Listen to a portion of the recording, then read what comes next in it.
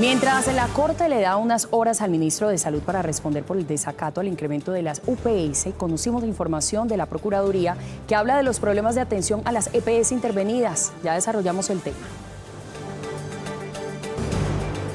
El riesgo de desabastecimiento de gas podría tener impactos fuertes en el sistema de transporte en Bogotá.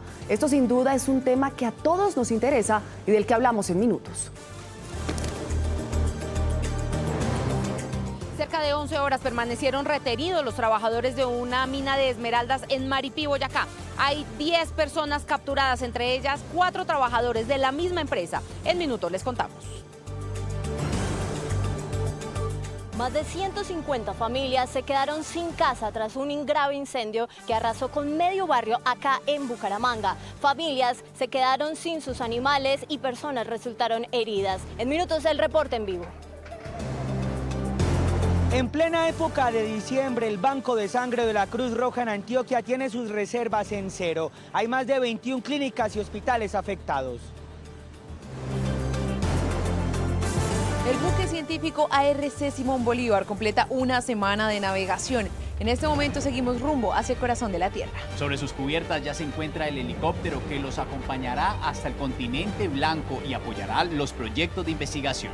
Detalles de la maniobra en minutos. Crece la expectativa en Chile de cara a la segunda vuelta presidencial. Estamos allá en la disputa del poder de la jornada que marca por la polarización. Han pasado casi 2 semanas desde las elecciones en Honduras y todavía no hay resultados definitivos. Analizamos con un experto a qué se debe la demora y qué pasos siguen en el conteo.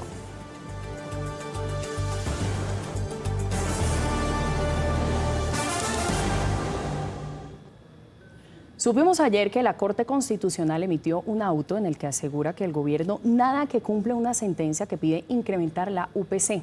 El tema suena enredado, pero es realmente importante para el sistema de salud y a la larga eso nos importa a todos. Súmele a eso, Rosy, un informe de la Procuraduría que habla sobre el estado y la atención a los pacientes de las EPS intervenidas. Es absolutamente delicado. Comencemos con usted, Marcela. Muy buenas tardes. Al frente del tema de la Corte, el ministro Jaramillo tiene pocas horas para responder. ¿Cuántas y por qué esto es importante para todos?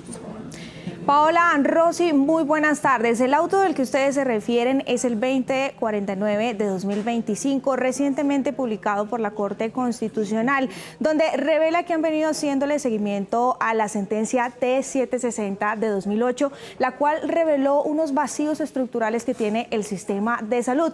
A su pregunta, 48 horas tiene el ministro de Salud para responder a este auto de la Corte, y entre todo lo que dice este documento habla de un punto fundamental: la unidad de pago por capitación, que revelan que hay insuficiencia y que debe aumentarse para el 2026. A través de este auto 2049 de 2025, la Corte Constitucional reveló el seguimiento que ha venido haciéndole al Gobierno Nacional con el incumplimiento de la sentencia T760 de 2008, en la cual el alto tribunal abordó los problemas estructurales del sistema de salud colombiano, como deficiencias en acceso, disponibilidad y sostenibilidad financiera. La Corte Constitucional constató que si bien durante el periodo de seguimiento se han adoptado algunas medidas orientadas a corregir las falencias, al día de hoy los efectos de las órdenes generales siguen siendo parciales, lo que se refleja en la crisis que aqueja al sistema de salud. La justicia es para todos y los primeros que tienen que acatar las órdenes judiciales es el gobierno nacional. Y recordemos que la Corte ha emitido tres autos y el gobierno nacional se ha negado a responder, a cumplirlos. 2, recordémosle a la audiencia que se hicieron 14 mesas para revisar la UPC y el gobierno se negó a sacar las conclusiones. En el documento, la Corte Constitucional reveló los alcances del cumplimiento efectuado por el gobierno. Entre los de mayor incumplimiento está el componente de suficiencia de la UPC. De acuerdo a los estudios, el rezago que puede haber en el sistema puede estar rondando los 16 billones de pesos. Entre tanto, ordenó al ministro de Salud en las próximas 48 horas pronunciarse a la apertura de la incidencia de desacato por el incumplimiento de las órdenes, acreditar técnicamente la suficiencia de la UPC para el 2026 y formular un plan inmediato de acciones en salud. Pero también hay un llamado bastante interesante. le pide a la Procuraduría General de la Nación que investigue el incumplimiento de los autos de la Corte y también a la Fiscalía General de la Nación que pues, los funcionarios públicos tienen que cumplir los autos de la Corte. Entonces la Fiscalía está en la obligación de abrir oficialmente investigación al Ministerio de Salud por el incumplimiento de las órdenes de la Corte. Por eso este auto, el 2049, es una oportunidad de oro. Expertos en salud estiman que para el 2026 el aumento de la unidad de pago por capitación deberá estar entre el 17 al 19%. La cifra se conocerá en los próximos días. Pues bien, fueron varios los sectores del sistema de salud que reaccionaron ante este auto de la Corte. Recordemos que durante este año hemos venido hablando e insistiendo desde sus voces de la situación y el panorama del sistema de salud, sobre todo en temas financieros, y un aumento necesario que necesitan con el tema de la UPC. Pero bueno, no solamente la Corte Constitucional se pronunció en las últimas horas, Oscar, también la Procuraduría. Usted conoce un informe muy importante sobre las EPS intervenidas. Así es, Marcela, pues la Procuraduría General de la Nación hizo un diagnóstico de fondo sobre cuál es el estado de la prestación de servicio del sistema de salud en Colombia y visitó 18 EPS. Vea, tuvimos las imágenes exclusivas que ya las vamos a ver sobre las visitas que hizo a esas 18 EPS, la mayoría pues ya intervenida por el gobierno nacional. Encontró 3 puntos específicos que realmente preocupan. Uno, el empeoramiento en el acceso a los servicios, un aumento de tutelas, una cifra récord, y también riesgos financieros. La invito a que veamos qué fue lo que encontró la Procuraduría. Por supuesto. Noticias RCN conoció el documento completo de la Procuraduría General de la Nación que advierte un deterioro progresivo del sistema de salud colombiano, con impactos directos en el acceso a los pacientes, la sostenibilidad financiera y el aumento histórico de tutelas. La crisis se refleja en el incremento exponencial del número de quejas, tutelas y desacatos interpuestos por los afiliados que buscan principalmente el acceso a consultas médicas, procedimientos y medicamentos. El informe se basa en la visita administrativa a 18 EPS, 9 de ellas intervenidas. Noticias RCN también conoció los registros audiovisuales de todas estas visitas realizadas por la Procuraduría. Tras las intervenciones forzadas de la Superintendencia de Salud, se ha dado un empeoramiento de las condiciones de acceso a los servicios de salud y de la sostenibilidad financiera. Material que respalda los hallazgos del organismo de control. Uno de los casos más críticos es el de la nueva EPS. El documento es contundente al señalar que la medida de intervención forzosa administrativa ha sido deleteria. Tras la inversión, los costos superaron los ingresos y el patrimonio pasó a ser negativo. Solo en 2025 se interpusieron más de 131.000 tutelas contra esta EPS. La entidad acumula más de 33.000 incidentes de desacato. Ni siquiera las órdenes judiciales garantiza el goce efectivo del derecho a la salud. En Cosalud EPS, el panorama no es distinto. El informe señala que la intervención condujo inequívocamente al deterioro de todos los indicadores que miden su operación, con pérdidas superiores a 1 billón de pesos y un fuerte aumento de tutelas e incumplimientos. El documento también advierte sobre presuntos reportes de servicios médicos prestados a usuarios fallecidos y sobre costos en medicamentos, hechos frente a los cuales la Procuraduría inició actuaciones preventivas. A la fecha, se adelantan más de 20 investigaciones por presuntas omisiones y fallas en la Dirección, Vigilancia y Control del Sistema de Salud, y en los próximos días podría haber más. 12:37, vamos con noticias de nuestras regiones y estamos en Santander, en Boyacá, en Valle del Cauca, Cundinamarca y también en norte de Santander. Comencemos en Bucaramanga, donde un incendio de grandes proporciones acabó con más de 50 viviendas en el asentamiento humano 12 de octubre bajo, en el occidente de la ciudad. Estefanía, usted está ahí con los afectados. ¿Cuál es el panorama a esta hora?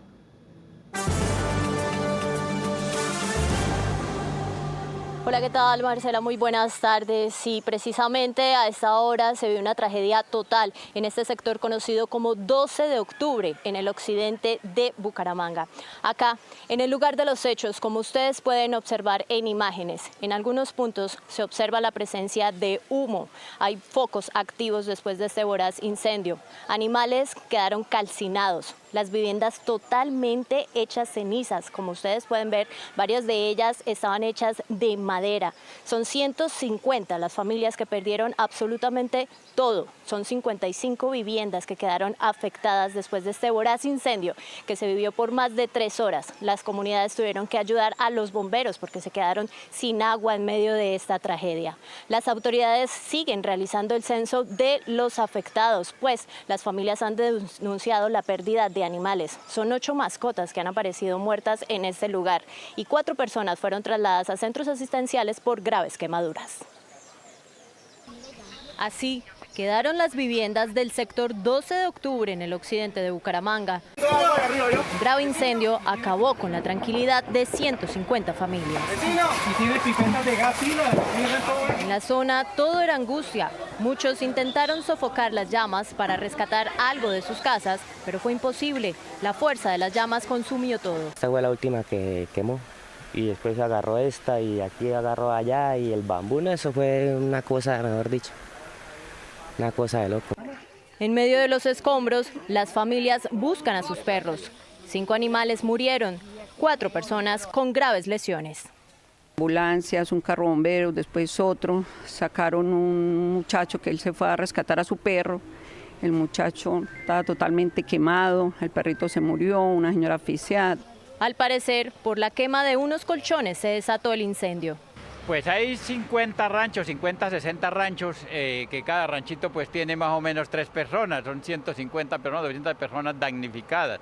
Familias recolectan ayudas, mercados y colchones para los damnificados que tienen que pasar la noche en la intemperie. Se han habilitado 2 puntos de acopio en este lugar del 12 de octubre del occidente de Bucaramanga para ayudar a los damnificados, quienes no tienen dónde dormir. Algunos vecinos han ofrecido sus viviendas para estas personas, además de algunos alimentos. Por supuesto, nosotros seguiremos muy atentos al desarrollo de toda esta información desde la capital santandereana, Estefanía Pedraza. Allí seguiremos informando. Gracias, Estefanía. Y seguramente ustedes han escuchado hablar de la gripa H3N2 que tiene en alerta a los sistemas de salud de Europa, Asia e incluso en Norteamérica. Vamos a revisar algunos países donde han sido detectados casos. Allí tenemos Reino Unido, España, Alemania, Francia e Italia. Han detectado precisamente casos, también reportan desde Australia, Nueva Zelanda y Japón. Pero en nuestro continente lo han reportado en Estados Unidos, Canadá, y hace tan solo algunas horas fue detectado el primer caso en México. Lo que dicen las autoridades es que recomiendan adoptar medidas de bioseguridad para evitar el contagio. La rápida propagación del virus AH3N2 preocupa al mundo. Es un tipo de influenza que suele aparecer en las temporadas invernales con algunas variaciones debido a mutaciones. La circulación temprana de la cepa tiene en alerta a las autoridades sanitarias en Europa, Asia y Norteamérica. En Reino Unido fueron hospitalizados unos 2.660 pacientes por día la semana pasada a causa de la denominada supergripe. En España, donde reportan un aumento récord de pacientes, las comunidades de Aragón, Murcia y Cataluña impusieron el uso de tapabocas obligatorio en espacios sanitarios y sociales. Mientras en México indicaron que el paciente que dio positivo respondió satisfactoriamente al manejo ambulatorio y está recuperado. Los síntomas del H3N2 incluyen fiebre, dolor muscular y de cabeza, tos seca, malestar gastrointestinal, entre otros. La Organización Panamericana de Salud recomendó a la población vulnerable como adultos mayores y a personas con factores de riesgo ser vacunados contra la influenza para protegerse. 12:42. Llevamos ya muchos meses hablando del riesgo de escasez y encarecimiento en el gas natural. Pues la situación ya está teniendo impacto en el bolsillo de los bogotanos. Lo dice ProBogotá, que además advierte que esto va a afectar el transporte público en la capital. Pilas este informe de Paula Sabogal. El riesgo de desabastecimiento y encarecimiento del gas natural en Colombia ya está afectando el costo de vida de los bogotanos. Así lo advirtió la Fundación ProBogotá, que analiza con preocupación el fuerte impacto que tendrá en la capital esta tensión energética. Según ProBogotá, la disparada del precio incrementa los costos de vida, encarece servicios cotidianos, afecta empleos y reduce la competitividad del tejido productivo de la ciudad. Por ejemplo, esto presionaría directamente las operaciones de Transmilenio, pues 2.143 buses, es decir, el 20% de la flota, funcionan con gas. Las reservas de gas han caído un 45% desde 2018. En Bogotá, 2.100 buses de Transmilenio, el 20% de la flota, funcionan con gas. Sus contratos ya vencieron y han tenido que recurrir a gas importado, que es mucho más costoso. Por otro lado, en la ciudad 81.000 vehículos particulares utilizan gas natural vehicular, así como 24.000 taxis. El impacto en los costos del combustible en el transporte masivo asciende a 98.000 millones y en los taxis en 60.000 millones para 2026, según una alerta en el Consejo. Le hacemos un llamado urgente al Ministerio de Minas y Energía y a la CREC para que adopten 2 medidas urgentes para la protección de los usuarios. Primero, reducir el costo del transporte del gas que se trae del Caribe. Como segunda medida, priorizar en el nivel esencial el suministro de gas para Transmilenio y los taxis. ProBogotá advierte también los efectos negativos para la industria que consume el 27% del gas nacional. Desde ProBogotá hacemos un llamado al gobierno nacional para tomar decisiones inmediatas que estabilicen la oferta, prioricen el sistema de transporte público y eviten de esta forma trasladar ese mayor costo al bolsillo de los ciudadanos. Expertos y sectores piden decisiones de fondo para evitar que los hogares, las empresas y los sistemas de transporte carguen con los costos y problemas que ya comienzan a golpear. Y llegó el momento de hacer un repaso por nuestras regiones. Ahí tenemos en pantalla nuestros corresponsales en Tunja, Cali, Bogotá, Cúcuta y Popayán, listos para darnos una actualización de lo que ocurre en Colombia. Pues horas de angustia vivieron 71 trabajadores de una mina de esmeraldas en Maripí, esto en Boyacá. Hombres armados ingresaron y los retuvieron. Al parecer, se trataría de guaqueros que pretendían robar la mina. Ángela, cuéntenos si ya hay capturas y qué más dicen las autoridades. Hola televidentes, buenas tardes. Hace unos minutos los comandantes de policía y primera brigada del ejército y el gobernador de Boyacá aseguraron que al interior de esta mina conocida como Cunas había una veta importante de esmeraldas y que por eso estas personas armadas con pistolas y pólvora pretendían robarla. Se sabe adicionalmente que dentro de los capturados hay 4 funcionarios de la misma empresa y que todos son de esta región de Occidente. Estas personas habrían dañado la fibra óptica con el fin de afectar el sistema de videovigilancia. Los responsables huyeron del sitio utilizando la conexión de una mina antigua. Este es el reporte que hemos preparado para ustedes.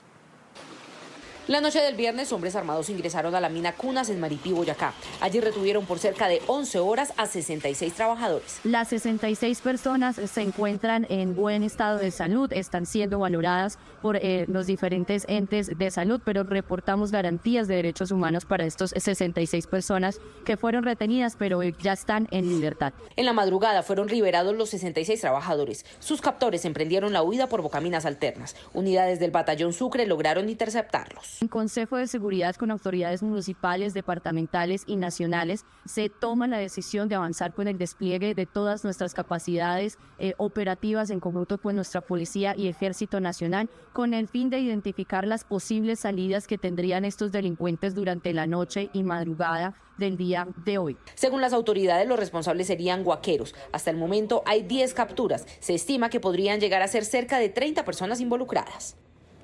Seguimos revisando más información de nuestras regiones y en alerta permanecen las autoridades en el Valle del Cauca tras el anuncio de vía libre a la extradición de alias Pipe Tuluá, el principal cabecilla de la banda criminal La Inmaculada. Larry, ¿qué dicen las autoridades? Buenas tardes. Rosy, buenas tardes. Así es, mire, las autoridades en el departamento del Valle del Cauca anunciaron medidas de seguridad de manera urgente, es decir, que se deben acatar desde el mismo día que se conoció el anuncio. Hay toque de queda y prohibición de la movilidad de motocicletas en el municipio de Tuluá hasta el día martes. ¿Qué dicen las autoridades? Pues además se intensificaron los operativos que arrojaron como resultado la captura de 2 personas y la aprehensión de un menor de edad que al parecer serían extorsionistas y sicarios de esta banda criminal señalada de sembrar el terror en el departamento del Valle del Cauca, en especial en el centro y norte de esta zona. Toque de queda para menores de edad y restricción en la movilidad de motocicletas son algunas de las medidas adoptadas en Tuluá ante el anuncio de la extradición de alias Pipe Tuluá, máximo cabecilla de la banda La Inmaculada, encargada de sembrar el terror en el centro y norte del departamento. Se mantiene el cerramiento de unas vías principales alrededor del comando de estación. A las medidas adoptadas se le suman los megaoperativos de la policía que arrojaron la captura de 2 extorsionistas y la aprehensión de un menor. todos integrantes de esta organización criminal. Venían intimidando con panfletos y actividades incendiarias específicamente a dueños de distribución de verduras en la galería, pero también al comercio de cárnicos. El gobierno departamental rechazó la decisión de instalar una mesa de diálogo con esta organización. Es respetuosamente una decisión del señor presidente de la República, pero las anteriores no han dado ningún resultado, ni ha habido sometimiento, ni ha habido desarticulación de las estructuras criminales, ni tampoco está claro cuál es el piso jurídico de las mismas. En los operativos fueron incautadas varias granadas de fragmentación y explosivos, material que al parecer sería usado para atacar a la población y alterar el orden público. Y ahora les propongo que nos centremos en una región que nuevamente está teniendo problemas graves de seguridad. Hablamos del norte de Santander. Giovanni, es cierto que anunciaron refuerzos, sin embargo, la situación se está agravando en varias subregiones, por ejemplo en el Catatumbo. Adelante con la información. Hola Paola, televidentes, ¿qué tal? Muy buenas tardes. Pues están preocupadas las comunidades de la región del Catatumbo y hay alerta en las fuerzas militares. Esto porque el Frente 33 de las disidencias de las FARC y varios frentes del ELN se están confrontando en este momento en esa disputa territorial que desafortunadamente lleva meses, incluso años, en medio de esa disputa por las zonas en donde se cultiva hoja de coca. Pero adicionalmente, Inteligencia Militar conoció que las autodefensas conquistadoras de la Sierra Nevada, es decir, otro grupo criminal, pretende llegar a esa zona del país. En medio de esa disputa, pues ¿quiénes quedan? Las comunidades, que son por supuesto las más afectadas. Hay un importante refuerzo de despliegue militar anunciado por el ministro de Defensa, Pedro Sánchez. En el siguiente informe les contamos la radiografía de lo que ocurre en la región del Catatumbo. Los habitantes del Catatumbo tienen miedo de una nueva crisis humanitaria por enfrentamientos entre grupos armados.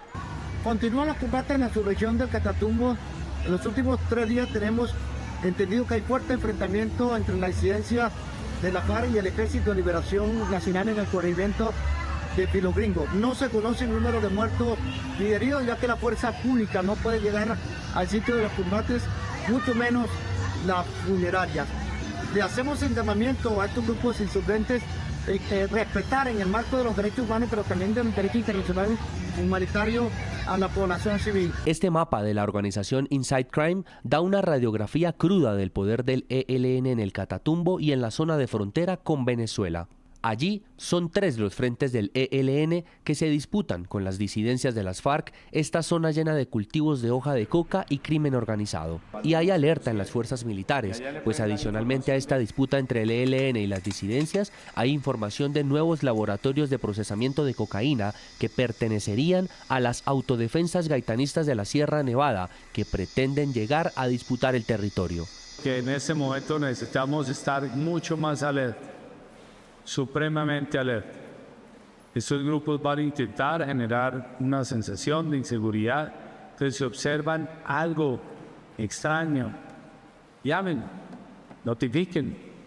Pueden salvar la vida no solamente del militar o policía, sino también de su vecino, de su hijo. Para frenar esta posible escalada violenta que se pueda presentar, el ministro de Defensa, Pedro Sánchez, ordenó un fuerte despliegue militar de más de 500 uniformados para el Catatumbo. La DIGI de Investigación Criminal van a fortalecerse aquí aún más para que tengamos esta Navidad tranquila, y también se está desarrollando un plan con nuestro grupo de operaciones especiales y capacidades helicópteras para fortalecer la seguridad. Un departamento que sigue sufriendo por disputas de grupos armados en las que terminan pagando quienes nada tienen que ver con el conflicto.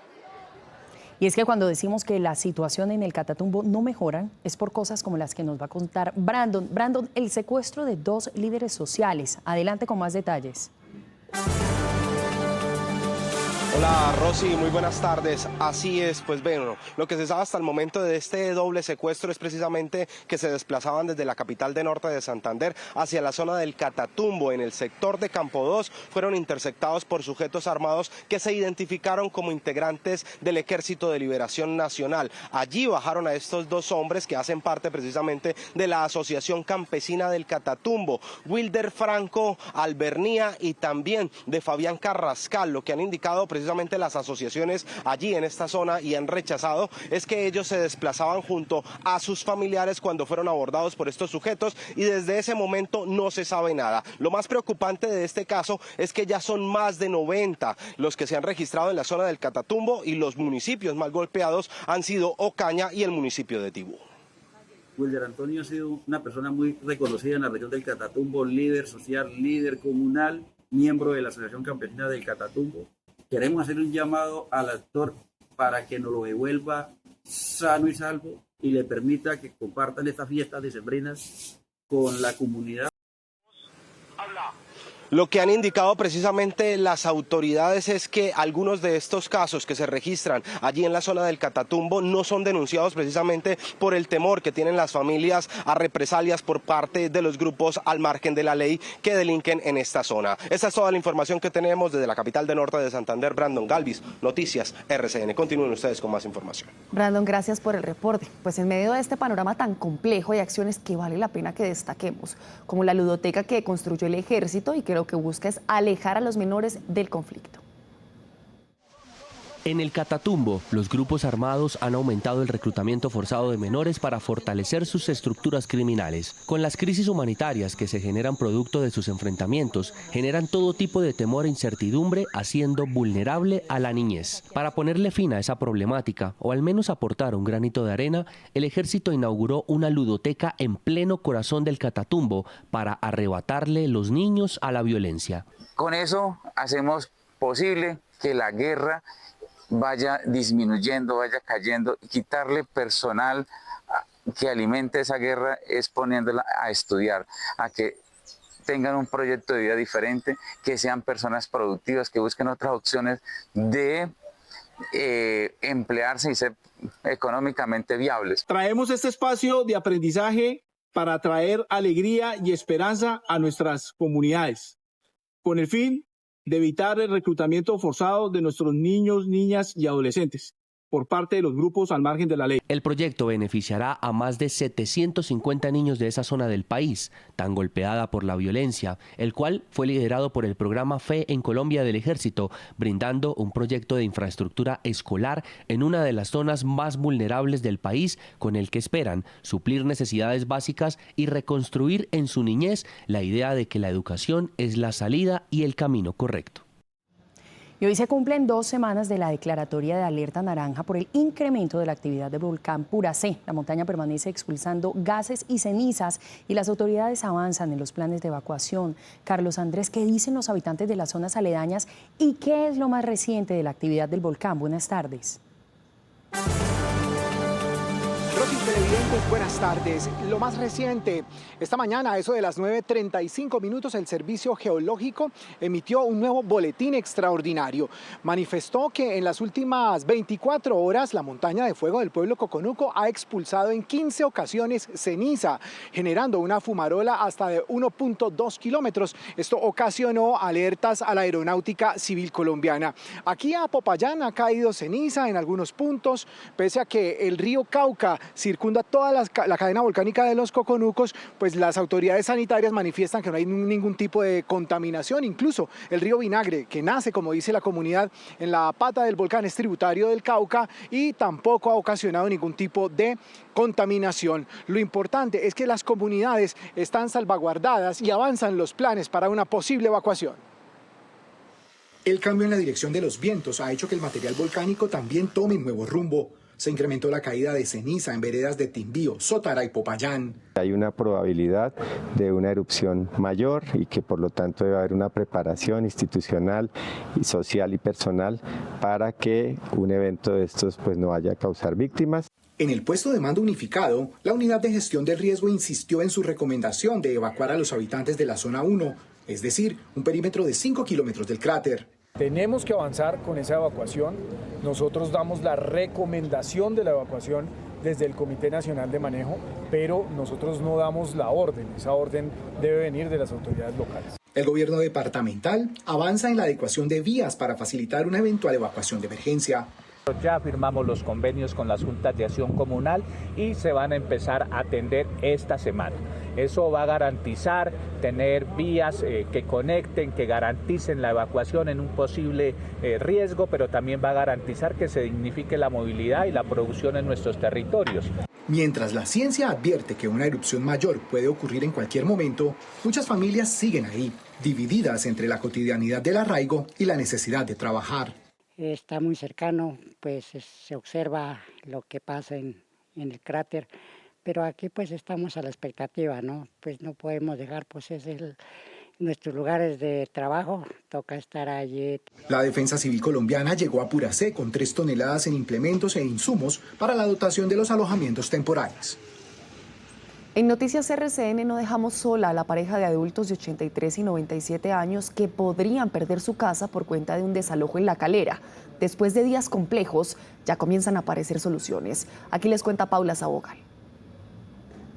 Tras la denuncia de Noticias RCN, comienza a abrirse una luz de esperanza para la familia Barajas, una pareja de esposos de 97 y 83 años que fue obligada a abandonar la casa en la que por décadas construyeron su hogar. Y ahí nos sacarán muertos porque no tenemos para dónde irnos. Es la única que toda la vida 50 años viviendo ahí.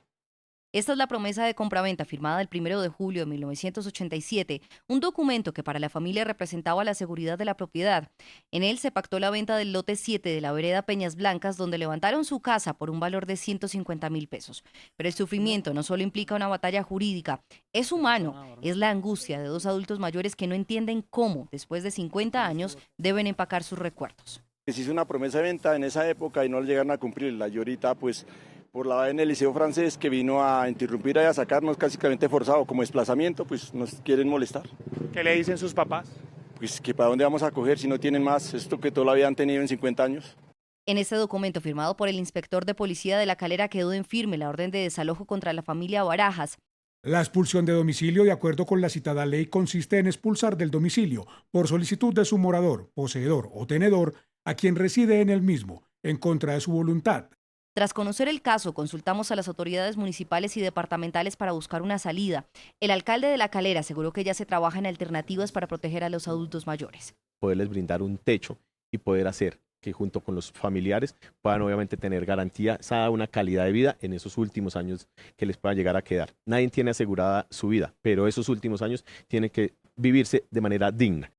También anunció que se activarán rutas institucionales y acciones judiciales para acompañar a la familia.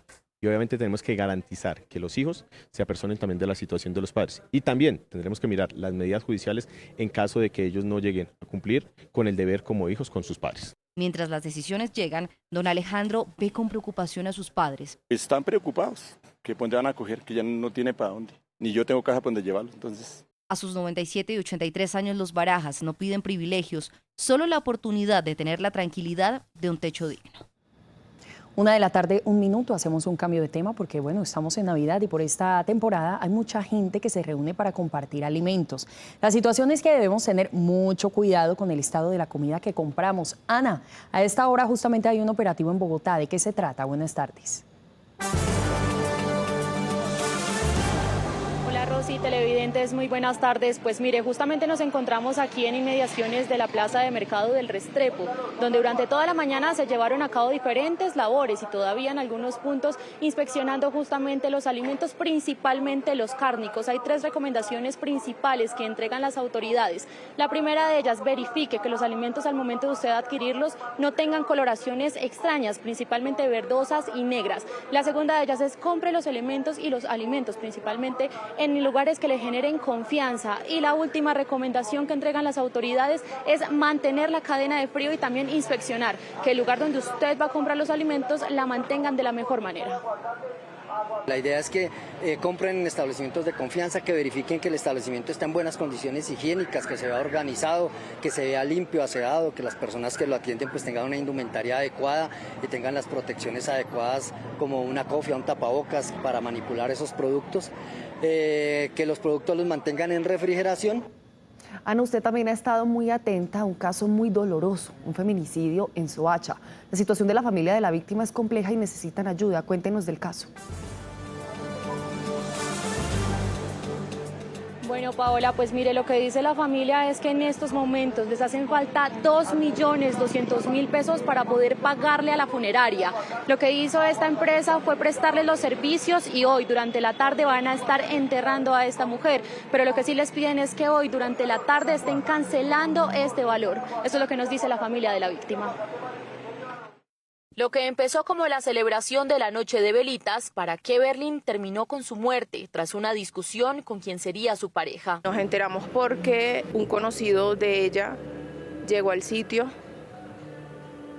y dieron con nosotros y nos avisaron. Según su hermana, la víctima era pareja de su presunto asesino desde hace año y medio. Ella nunca hizo comentario de su vida sentimental. Nunca nos avisó si era agredida, nunca nos avisó si era víctima de un narcisista. Los hechos ocurrieron frente a 3 menores, entre ellos su hija. Encuentran a mi sobrina con su mamá entre los brazos pidiéndole que no la dejara solita.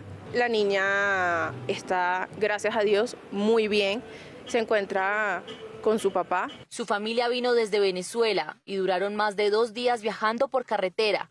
Hoy piden ayuda, pues no han podido costear los gastos fúnebres. Necesitamos el apoyo de todos. Ya el hecho de que compartan la información en redes sociales es bastante apoyo a nosotros porque se da a difundir la información. Pero realmente necesitamos los fondos para poder pagar los servicios de la funeraria. Las honras fúnebres de Keverlyn se llevarán a cabo esta tarde. El presunto responsable, según denuncia la familia, huyó del lugar de los hechos. 1:04 p.m. sigue desaparecido Nicolás Bernate, el joven de 21 años del que no se sabe nada desde el pasado 28 de noviembre. El vehículo con el que el joven trabajaba fue encontrado sin él en el sur de Bogotá.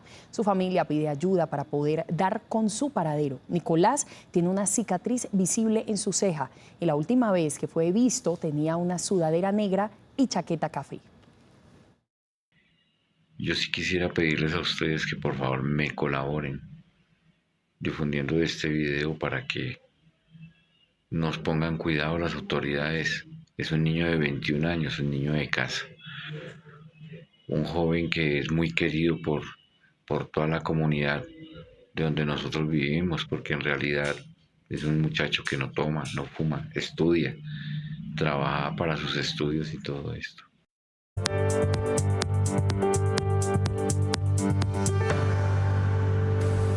Comenzamos el repaso por el mundo hablando de la guerra entre Rusia y Ucrania, pues el ejército de Moscú señaló que una unidad de mercenarios colombianos murió en medio de combates en la región de Kharkov. Los combatientes fallecidos fueron identificados como alias Tyson y alias Aventurero. Indicaron que fuerzas ucranianas los enterraron, pues supuestamente Colombia no los habría reclamado.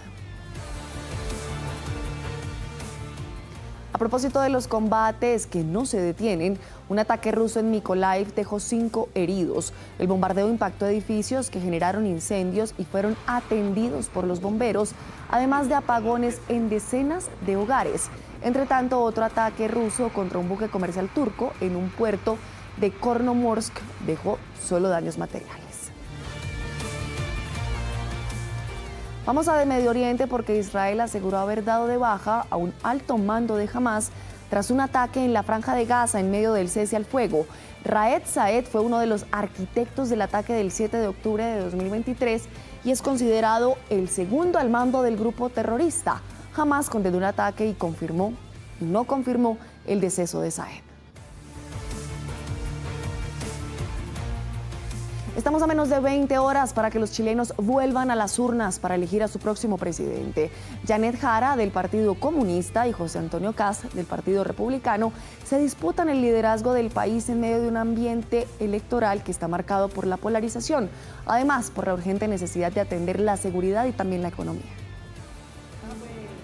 Comienza la cuenta regresiva en Chile de cara a las elecciones presidenciales de este domingo. Tendremos un nuevo proceso electoral de enorme relevancia para nuestro país. En la primera vuelta del pasado 16 de noviembre, Janet Jara, candidata del Partido Comunista, obtuvo el 26.8% de los votos, seguida de José Antonio Kast, candidato del Partido Republicano, con el 23.9% de los votos. De acuerdo con encuestas, Kast encabeza la intención del voto y los chilenos esperan que el ganador ganador de estos comicios resuelva varias problemáticas que aquejan al país. Esta votación, que ojalá el resultado nos una, se acabe esta polarización y que venga más trabajo, más inversión y seguridad, que es lo que necesitamos. Jara propone profundizar las reformas sociales, fortalecer la seguridad pública, así como aumentar las pensiones y ampliar el acceso a vivienda asequible. Mientras Katz se enfoca en medidas migratorias más estrictas, entre ellas la excavación de una zanja en cruces fronterizos ilegales, así como otorgar subsidios de viviendas y adelantar un plan de seguridad para hacer frente al crimen organizado en el país. Las urnas estarán abiertas desde las 8 de la mañana hasta las 6 de la tarde, hora local. Y la incertidumbre sigue en Honduras. Tras 2 semanas de elecciones presidenciales, aún se desconoce quién será el nuevo mandatario de ese país. La demora en el conteo ha generado denuncias de un posible fraude electoral, así como protestas de los ciudadanos, pues el Consejo Electoral decidió adelantar un escrutinio especial para poder revisar inconsistencias reportadas en unas 2.700 actas.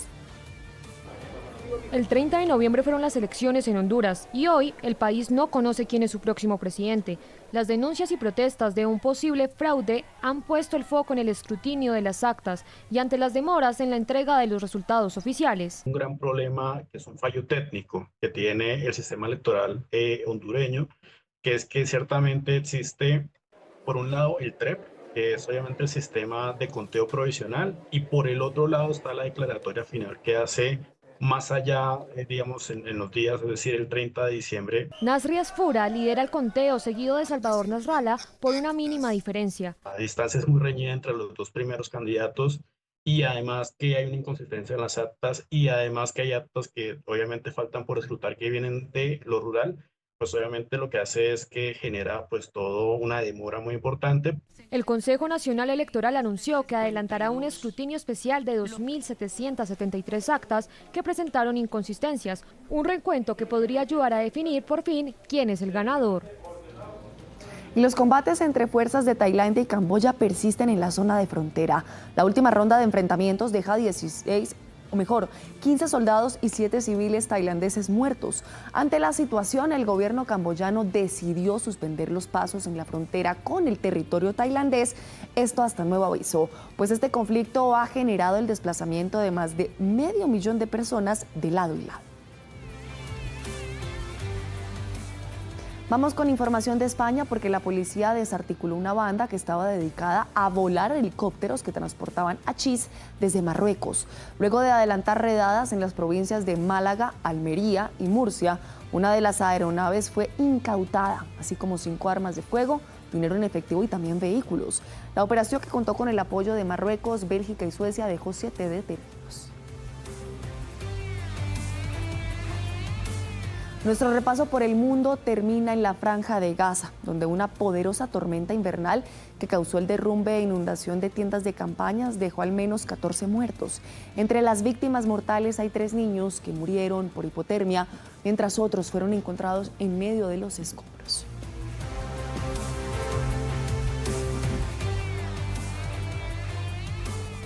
1:38 p.m. Volvemos con noticias nacionales. ¿Ustedes recuerdan el caso de la periodista asesinada en Envigado? Pues ya hay decisiones judiciales. Oscar Ramírez, adelante con los detalles. Buenas tardes. Buenas tardes, Rosy. Miguel Ángel Salazar Arenas, de 17 años, fue condenado a 7 años privado de la libertad por el asesinato de su tía, la periodista María Victoria Correa, como usted lo decía, pero también de su abuela, María Norelia Correa Ramírez. Un juez de conocimiento del sistema de responsabilidad penal comprobó su directa participación en el crimen ocurrido el pasado 28 de marzo en Envigado. El adolescente ideó, pero también coordinó y financió el plan para que fueran asesinadas las mujeres y así quedarse con el patrimonio económico de las víctimas. Noticias RCN conoció parte de la audiencia en la que se reveló cómo el adolescente, a través de una tercera persona, contrató los sicarios para cometer el crimen. Con estas imágenes nos vamos a un corte de comerciales y ya volvemos con la expedición de Angélica María Arango y Esteban Pérez hacia el corazón del mundo, hacia la Antártida. Ya venimos.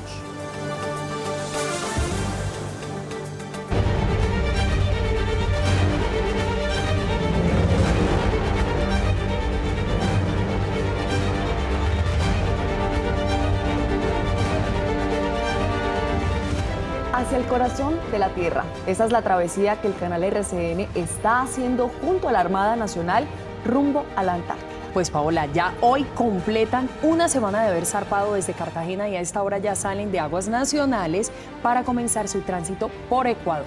Esteban, Angélica, a mí me encanta saludarlos. Quiero saber cómo va esa navegación, cómo se siente Angélica, desde dónde nos están saludando. Buenas tardes. Paola, Rosy, Esteban, muy buenas tardes para ustedes y para todos nuestros televidentes. Ya nos sentimos mejor y hasta nos vemos mejor. Estamos ya menos pálidas. Sí, la navegación hoy ha estado espectacular. Tenemos un sol divino aquí en el Océano Pacífico. Entonces, por ahora todo ha estado muy bien, Esteban. Pues, Angélica, y nosotros hoy los estamos saludando en el hangar. Precisamente el hangar que ha recibido un nuevo visitante, un nuevo tripulante, pero que además sirvió para que fuera por última vez el lugar para hacer deporte por parte de la tripulación, un partidito de voleibol. Esteban, ellos se divierten de todas las maneras posibles y hay que decirlo, la tripulación se mantiene en muy buen estado físico. Ellos todo el tiempo están inventando actividades para hacerlo, decíamos aquí, juegan voleibol, pero también van al gimnasio, también hacen entrenamientos al aire. Entonces la tripulación mantiene su buen estado físico y además pues se divierten. Y último partido, porque precisamente vamos a ir mostrando, cuidado, ahí se nos cae Angélica, se nos viene este tripulante que nos va a estar acompañando durante toda la travesía por el Océano Pacífico y ya estando incluso en la Antártida. Vamos a aprovechar que lo tenemos para nosotros y aprovechar la llegada del helicóptero del ARC-229. Usted tiene todos los detalles también, Angélica. Sí, claro que sí, es la referencia Bell 412 EPI. Llegó justamente ayer. Oigan, la maniobra espectacular, todo calculado entre la tripulación de la ARC Simón Bolívar y entre los pilotos de este helicóptero. Precisamente nosotros tenemos la siguiente nota con todos los detalles sobre cómo fue esta maniobra.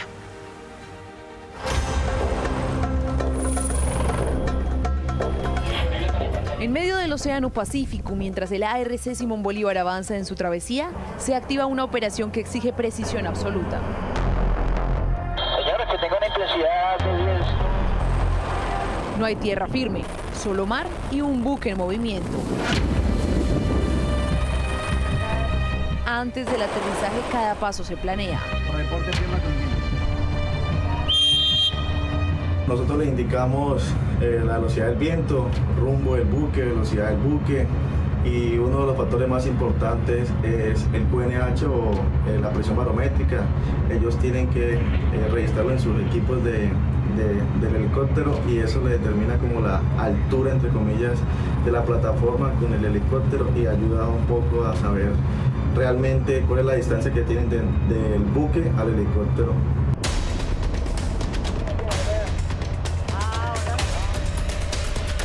La tripulación se ubica, se verifican condiciones de viento y movimiento y se confirma que todo esté listo para recibir al helicóptero Bell 412 EPI.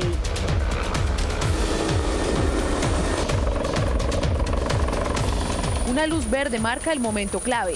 Desde ese instante la maniobra no tiene margen de error. Número 6, minutos 17, luz verde. El helicóptero toca cubierta con el buque aún en navegación. Un ejercicio de confianza, entrenamiento y trabajo en equipo que se ejecuta en cuestión de segundos.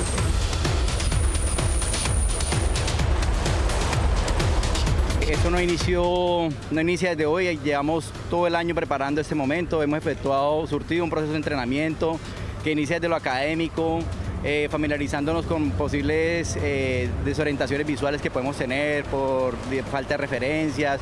Tenemos un entrenamiento previo, lo hice en otras unidades de superficie porque no tuve la disponibilidad de hacerlo previamente aquí en la ARC Simón Bolívar, pero bueno, ahí nos hemos adaptado bien con la tripulación y hemos logrado sacar adelante la maniobra.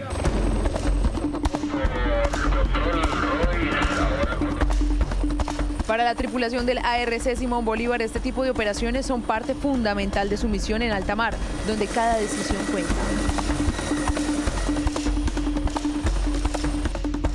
El pronóstico meteorológico mostraba algo de nubosidad, hubo algo de lluvias en la madrugada, estamos bastante expectantes a que mejoraran.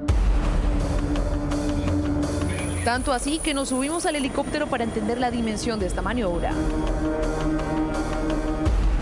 Desde el aire, el ARC Simón Bolívar continúa su ruta por el Pacífico, confirmando que en el mar la ciencia y la seguridad también vuelan.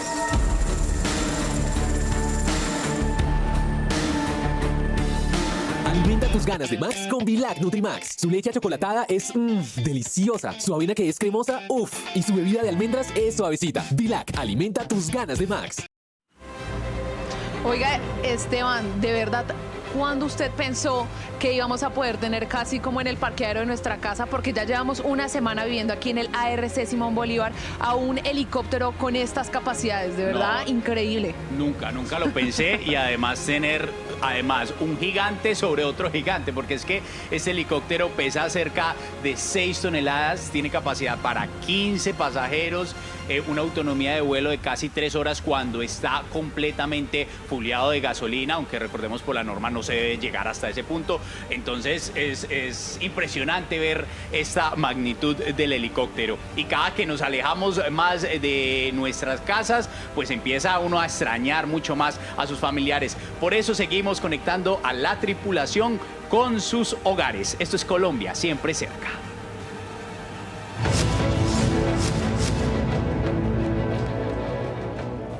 Soy la teniente de fragata Diana Roballo. El día de hoy quiero enviarle un saludo muy especial a mi papá, a mi mamá, a mi abuelita, a Dianita. Asimismo quiero felicitar al contingente NA 142 y M95 CEPRON 152 por nuestro ascenso, y quiero compartir con ustedes que el día de mañana ya vamos a cruzar el 0. Estamos todos acá en el buque pues alistándonos para eso. Un saludo fuerte para todos los colombianos. Soy el capitán de corbeta Sebastián Suárez. El día de hoy desde el Océano Pacífico quiero enviar un saludo de felicitación a mi mamá Luz Marina Salcedo en Sogamoso, Boyacá. Deseo, mamá, que el Dios de los mares te regale muchos años más de vida para que sigas al frente de esa familia tan hermosa. Te quiero, mamá, feliz cumpleaños. Es de verdad espectacular todo lo que se vive aquí en el ARC Simón Bolívar. Todos los días tenemos información nueva, todos los días nos pasan cosas nuevas, y es muy chévere que en este momento les podamos informar pues que ya tenemos un helicóptero a bordo, como usted lo decía, 2 gigantes en uno solo, y pues muy felices y muy contentos de esta experiencia. Hace parte de todas las capacidades que tiene la Armada Nacional. El helicóptero viene por parte de la aviación naval, el buque de la Dirección General Marítima de la Armada Nacional también, y nosotros todo esto se los vamos a ir contando, porque cada cosa que se viene sumando a esta misión pues aporta a todo lo que va a pasar en el continente blanco. Estamos felices, estamos contentos, estamos full avante. Buen viento y buena mar.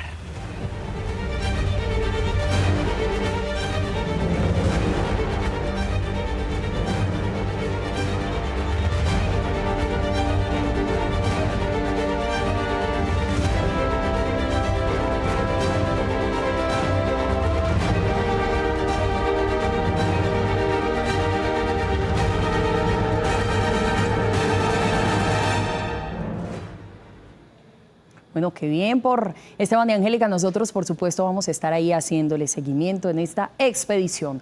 1:56 p.m, seguimos con más informaciones y vamos a desarrollar varias desde nuestras regiones. En Cartagena, las autoridades lograron incautar más de media tonelada de pólvora que sería distribuida durante estas fechas navideñas. El material incautado correspondería a diferentes artículos pirotécnicos considerados como peligrosos. Estamos justamente en Cartagena con Rupert Cassiani, pero también estamos en Medellín con Julián Vázquez, y desde Cali nos acompaña Larry Escobar. Comienzo con usted. Rupert, ¿qué más detalles hay sobre este tema? Rosy, televidentes, ¿qué tal? Buenas tardes para todos. Lo que nos han dicho las autoridades es que estos más de 500 kilogramos de pólvora, evaluados en más de 50 millones de pesos, fueron incautados en diferentes sectores de la ciudad, algunos de ellos con amplio comercio como el mercado de Basurto, San Andresito, también la avenida del Lago, pero también fueron incautados en barrios populares como Martínez Martelo y Olaya Herrera. Dentro de estos materiales se encontraron bombazos, pólvora, pirotécnicos como velitas, bengalas y también voladores, material peligroso. Las autoridades han detallado que continúan los operativos para evitar que en Cartagena continúen más quemados, que ya hasta la fecha son 10, entre ellos 5 menores de edad. En el departamento de Bolívar son también 10, entre ellos 3 menores. Insistimos, la pólvora no es un juego. Invitamos a la ciudadanía en Cartagena y especialmente a los padres de familia para que eviten el uso de este tipo de elementos peligrosos que ponen en riesgo la integridad de nuestros niños, niñas y adolescentes. Asimismo, reiteramos que está dispuesta la línea 123 para recibir cualquier tipo de información que afecte la convivencia y seguridad ciudadana durante esta Navidad. Y no aprendemos. En Río Negro, Antioquia, la policía sancionó a 3 jóvenes que protagonizaron otra guerra de bengala en plena avenida. Se enfrentaron de un lado al otro de la vía, poniendo en riesgo, por supuesto, la vida y de los transeúntes. Julián Vázquez, ¿cuántos quemados registra el departamento? Buenas tardes.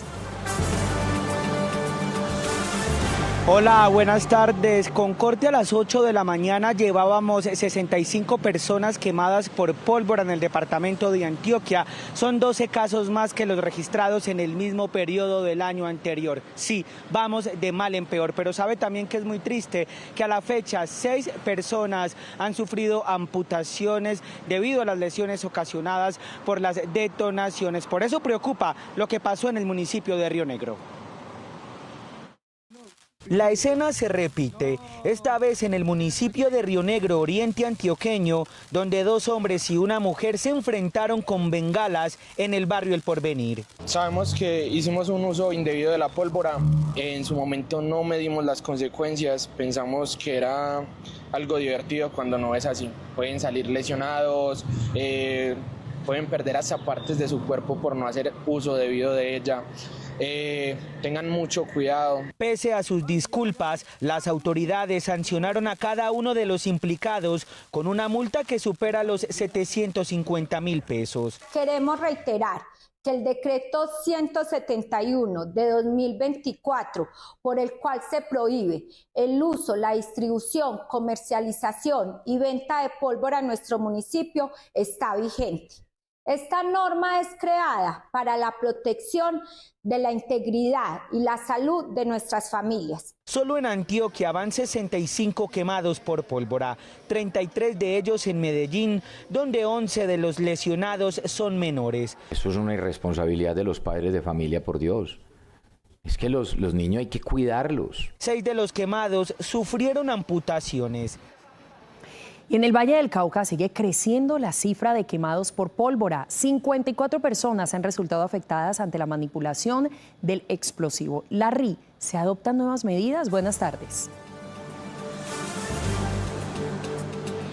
Mire, Rosy, de estas 54 personas que han resultado quemadas en el departamento del Valle del Cauca, 17 son menores. En Cali, 25 personas es el saldo más grande que se registra en el departamento. Mientras tanto, dice el secretario de Salud de la ciudad que 3 de estas personas han tenido que amputarles falanges, es decir, uno de sus dedos de manos derecha o izquierda. Las autoridades hacen el llamado a que se intensifiquen las labores tanto de la policía como de la Secretaría de Seguridad y Justicia para así incautar pólvora que está siendo vendida de manera ilegal en las calles de la ciudad en espacios públicos.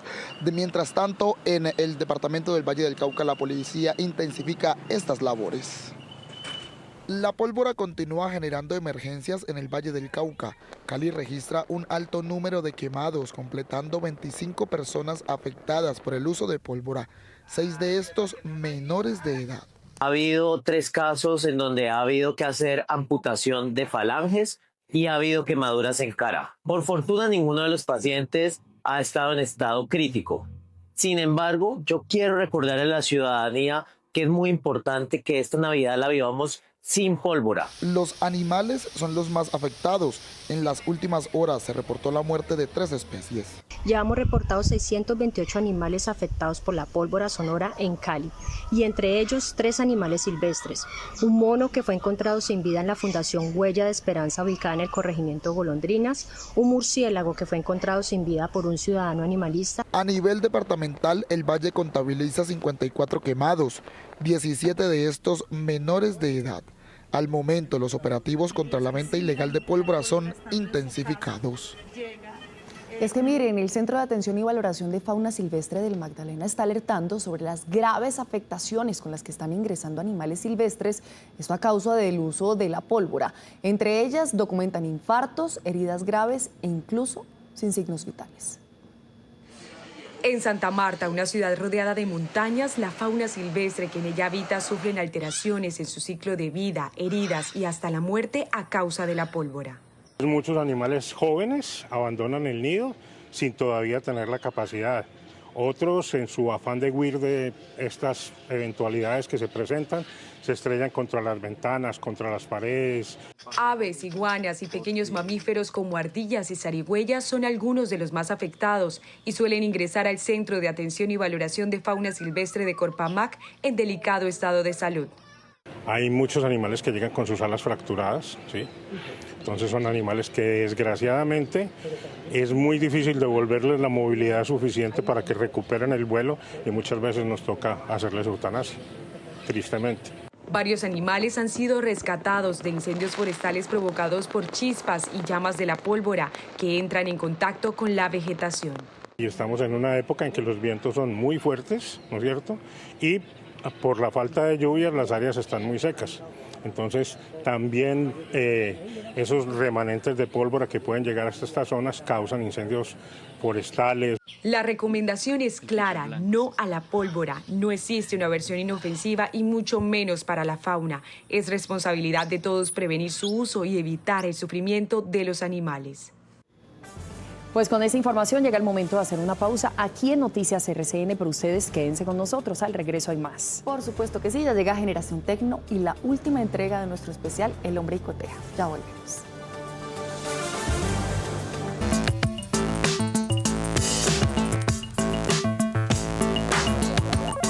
Hola, muy buenas tardes, bienvenidos a Generación Tecno, un espacio donde la innovación y la tecnología son los protagonistas. Hoy vamos a hablar de una aplicación que busca reducir los riesgos en la mortalidad materna. Este proyecto inició en La Guajira, uno de los departamentos del país con las cifras más altas de mortalidad. ¿De qué se trata y cómo funciona? Aquí lo vemos. Mi nombre es Luis Jorge Hernández. Soy profesor asociado de la Facultad de Medicina de la Universidad de los Andes y coordinador del Observatorio de Salud Pública y Epidemiología. La herramienta Guardián es una iniciativa muy importante para fomentar la salud materno-perinatal en Colombia, comenzando por el departamento de La Guajira. Implica identificar factores de riesgo en forma oportuna para favorecer la salud materna y perinatal. Recordemos que en La Guajira la razón de mortalidad materna está por encima de 100 casos por 100.000 nacidos vivos. En Colombia es de 40, o sea, en La Guajira una gestante tiene más del doble de riesgo de morir. En La Guajira y en Colombia en general, las primeras causas de morbilidad y mortalidad materna son la hemorragia posparto, la hipertensión arterial, las infecciones, los abortos inseguros también. El aplicativo que desarrollamos permite hacer una prevención temprana para evitar estas mortalidades. Permite identificar tempranamente factores de riesgo. El aplicativo identifica riesgos que pueden ser sociodemográficos, por edad, por ejemplo, maternas muy jóvenes, o por etnia. Las comunidades guayú tienen más riesgo también y tener un enfoque intercultural, pero también por clínica, porque esa señora tiene la tensión alta, o tiene epigastralgia, dolor de estómago, o cefalea, dolor de cabeza persistente, que a veces pasa desapercibido, o tiene variables clínicas, exámenes de laboratorio que salen alterados. Entonces permite, tanto por la persona, usuario, la persona, su cuidador y el médico, la enfermera tratante, identificar temprano esos riesgos y catalogar a la gestante como de alto riesgo. Este aplicativo Guardián que hemos presentado hoy identifica tempranamente factores de riesgo para contribuir a bajar la mortalidad materna en La Guajira y escalarlo a todo el país. Importante aporte a la salud pública para Colombia. Esta aplicación se puede utilizar en la web y en el celular y está a la mano de todo el personal experto en salud para poder disminuir estas cifras tan alarmantes que tiene el país en mortalidad materna. Sin duda alguna, la tecnología se está aliando con el sector para lograr disminuir estas cifras. Este es nuestro tema del día de hoy en Generación Tecno. Continúen con más de Noticias RCN. Marcela, gracias. 2:15 p.m. Hacemos un cambio de tema y miren esta información. En la vía que comunica los municipios de Pibijay y Fundación en Magdalena, una mujer fue obligada a descender de un vehículo y fue asesinada. La víctima fue identificada como Ángelis Mercado. Las autoridades investigan los hechos para dar con los responsables de este crimen.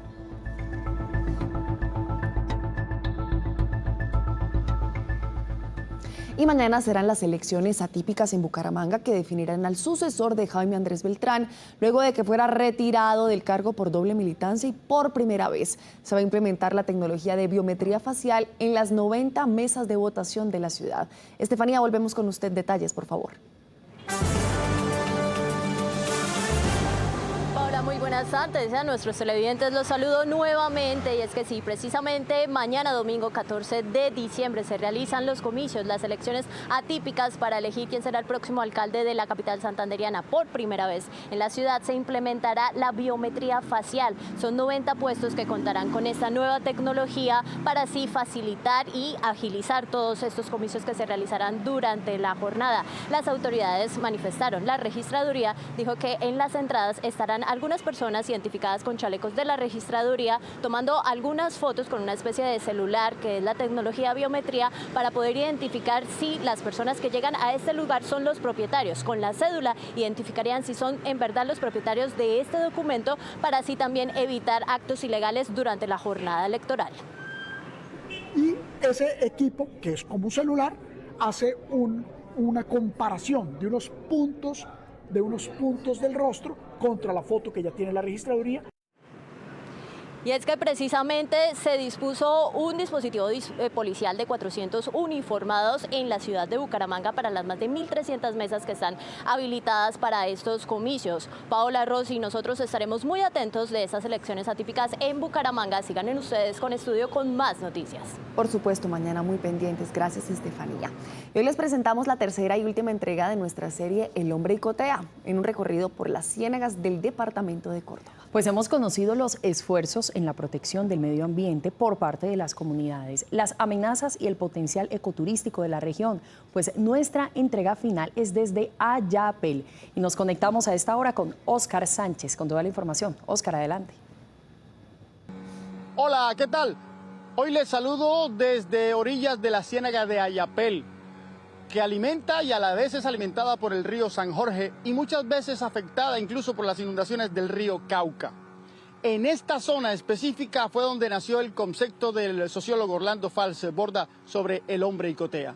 Y por eso es el lugar que hemos elegido para nuestra tercera entrega de esta serie. Acompáñennos. En el año 2018, la ciénaga de Ayapel, en la subregión del San Jorge cordobés, fue declarada sitio Ramsar, lo que significa que es un humedal valioso para la humanidad y que debe recibir protección. Tiene una extensión superior a los 117 kilómetros cuadrados.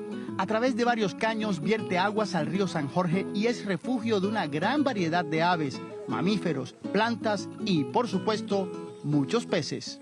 Lastimosamente eso ha quedado en letra muerta.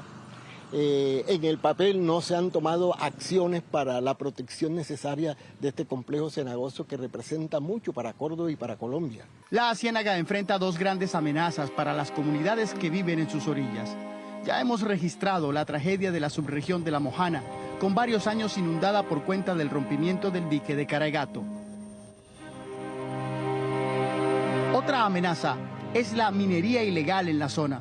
El mercurio, empleado para esta práctica, disminuyó el número de peces. La contaminación y el crecimiento de la población ha hecho desaparecer algunas especies, como el coroncoro, que ya casi no se conoce, el sábalo, que era una especie muy representativa de nuestra zona, ya desapareció completamente. Los pescadores han tenido que adaptarse, mientras que con la antigua iglesia San Jerónimo de Ayapel como principal testigo, todos ven el cambio en el color de las aguas y sus consecuencias. Nosotros salimos a pescar desde la 1 o 2 de la tarde. Venimos llegando 7 o 8 de la mañana. ¿Al día siguiente? Al día siguiente, sí. Okay. El día siguiente. ¿Y eso, por ejemplo, esta vez cuánto le dio de ganancia? 30.000 pesos. Me dio desde las 2 hasta ahora. Una parte por las minas y las aguas negras que bajan también, oye. Eso es una parte que está contaminado. En esta subregión, donde el ecoturismo apenas comienza a tomar fuerza desde hace un par de años debido a la construcción de un muelle, fue donde hace décadas el sociólogo Orlando Fals Borda se inspiró para exponer su concepto de el hombre icotea. Fals Borda estuvo en Ayapel, en San Marcos, en la Villa de San Benito, y de ahí alimentó toda la información que le dieron para armar el concepto del hombre icotea. Actualmente en el Centro Cultural del Banco de la República en Montería está abierta una exposición sobre el tema, con acceso gratis para el público en general.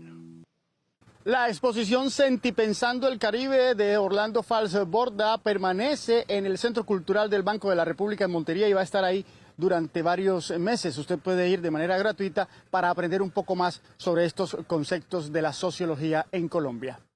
Es por ahora toda la información desde Ayapel, Córdoba, con Óscar Sánchez Oviedo, Noticias RCN.